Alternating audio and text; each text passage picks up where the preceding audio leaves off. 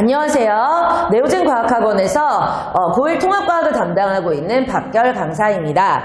안국고의 2025년 2학기 중간고사 통합과학 내신 분석 리포트입니다. 안국고는 올해 내내 문제가 좀 학교 선생님께서 부교재를 활용을 하셔서 정확하게 얼마나 꼼꼼하게 기본 개념을 공부를 했느냐를 파악하는 요소로 시험 출제를 하고 계십니다.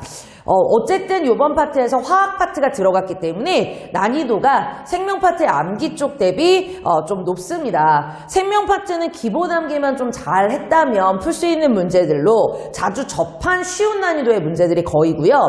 응용 문제가 좀 없다 보니까 통합과학 1대처럼 그리고 또 1에서는 좀 학교 선생님께서 특별하게 다루시는 암기 내용이 있었는데 그런 부분들도 좀 나오지 않았습니다. 아주 기본 개념이다 보니까 화학이 크게 변별력의 요소가 될 수 있습니다.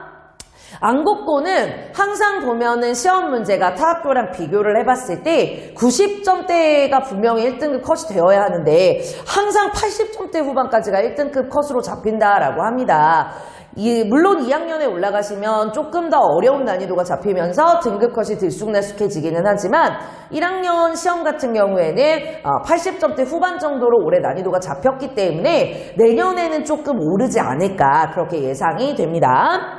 킬러가 될 수 있는 산화환원이나 중화반응 외에는 화학 파트 개념 문제는 좀 실험적인 요소를 많이 출제를 하셨습니다. 교과서의 실험으로 성질을 확인을 한다든지 또는 예시들을 암기를 잘 했는지 그런 파악하는 문제들이 많아서 많이 접해봤던 문제들이기는 합니다.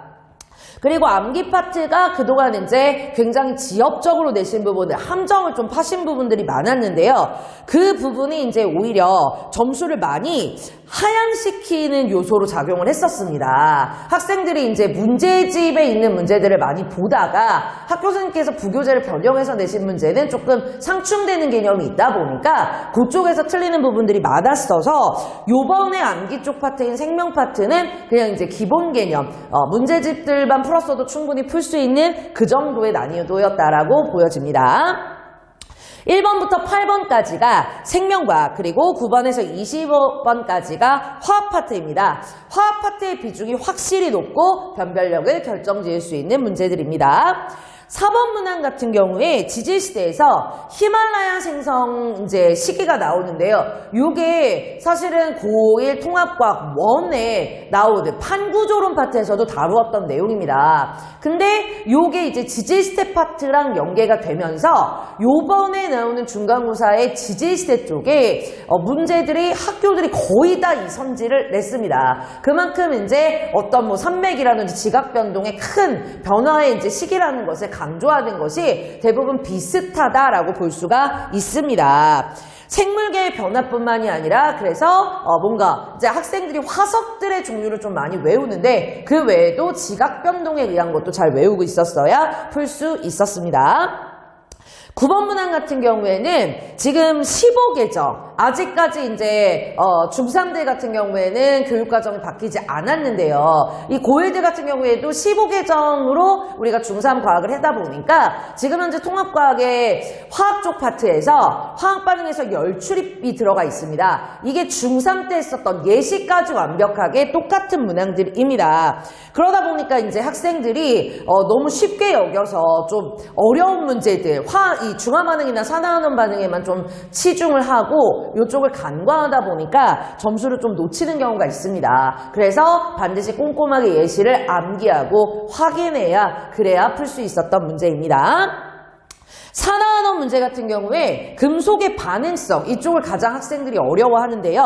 기초부터 응용까지 문제가 좀 골고루 출제가 되었습니다. 학생들이 기초까지는 접근을 하지만 어떤 응용성이 너무 어려운 경우 그런 게 이제 변별력 요소가 점수를 가를 수 있도록 출제를 하신 것으로 보입니다. 14번 같은 경우가 기본 실험형 문제 그리고 16번은 17번으로 이제 가기 위한 17번의 어려운 문제를 풀기 위한 기본 이론형 문제입니다.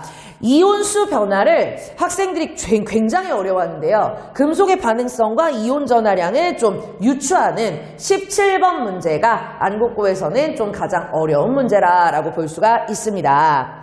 중화반응 문제도 마찬가지로 가장 기초적인 21번 문제와 그림으로 이제 중화반응 과정을 설명한 23번, 그리고 이온수와 농도, 부피 이렇게 연계해서 직접 어떤 값을 방정식을 좀 채우고 찾아야 하는 응용형의 25번까지 유형들을 굉장히 골고루 출제를 하였습니다. 난이도를 단계별로 주다 보니까 확실히 오답이 어디서 나오는지, 이 학생이 이제 어디까지 개념 공부가 되어 있는지, 응용을 잘 할 수 있는지 이런 것들로 판단을 할 수 있는 것을 볼 수가 있습니다. 안국고 같은 경우에 기말고사에서도 마찬가지로 기본 개념과 그리고 응용을 좀 잘 할 수 있는 것, 또 학교 수업을 얼마나 열심히 들었는지를 판단할 수 있는 정도의 시험이 나올 것으로 예상이 됩니다.